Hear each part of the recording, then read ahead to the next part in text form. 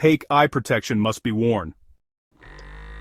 Use full coverage protective goggles to block intense light or lasers. Your eyes must be shielded from direct radiation exposure. Wear safety footwear. Protective shoes or boots must be worn in this area. They guard against impacts, sharp objects, and heavy equipment. Wear protective gloves.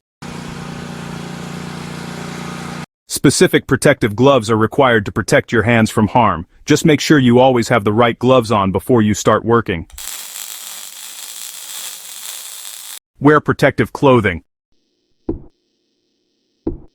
Special protective clothing must be worn to guard against hazards. This may include coveralls, aprons, or chemical-resistant suits.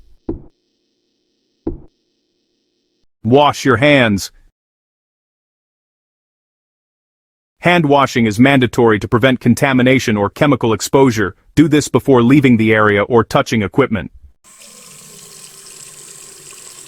Use handrail sign.